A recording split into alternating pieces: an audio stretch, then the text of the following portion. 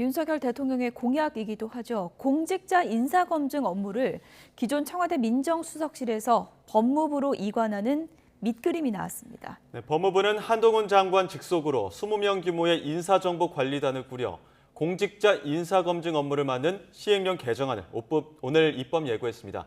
취재기자 연결해 자세한 내용 알아보겠습니다. 우철희 기자. 네, 사회일보입니다.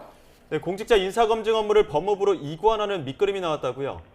네, 그렇습니다. 법무부와 인사혁신처는 오늘 관보에 공직자 인사검증 업무를 기존 민정수석실에서 법무부로 이관하는 내용을 담은 시행령 개정안을 입법 예고했습니다.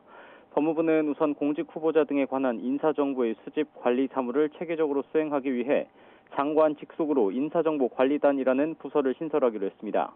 검사 또는 고위공무원이 단장을 맡게 되고 단장을 보좌하는 인사정보 1, 2 담당관을 두는 내용도 포함됐습니다. 전체 규모는 단장과 1, 2 담당관을 포함해 검사 최대 4명, 경찰과 3급부터 9급까지 일반직 공무원 등 모두 20명이 소속됩니다. 그리고 인사혁신처장이 공직 후보자 등의 인사수집, 관리 권한 일부를 기존 대통령 비서실장 이외에 법무부 장관에게 위탁하는 내용도 입법 예고에 담겨 있습니다.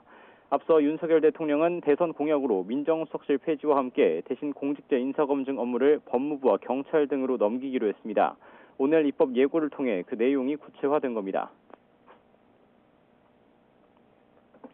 검증 업무는 경찰, 법무부 이런 쪽에서 다원화된 채널 속에서 다원화된 평판을 가지고 앞으로 인사를 할 생각이고요. 법무부와 인사혁신처는 내일까지 국민과 기관, 단체의 의견을 받은 뒤 법제처 심사와 차관회의, 국무회의를 거쳐 시행령을 개정할 계획입니다. 관련 절차가 예정대로 진행된다면 법무부 공직자 인사검증 부서는 다음 달 초쯤 신설될 전망입니다.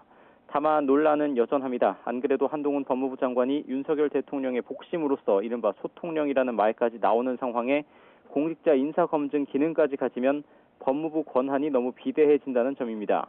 또 법무부가 수사권을 가진 검찰을 지휘하면서 공직자 검증을 명분으로 개인정보를 수집해 신상털기와 뒷조사에 나서는 것 아니냐는 우려도 나옵니다.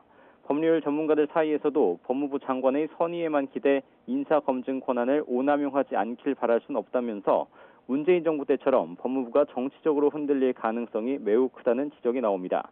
지금까지 사회일보에서 YTN 우철입니다.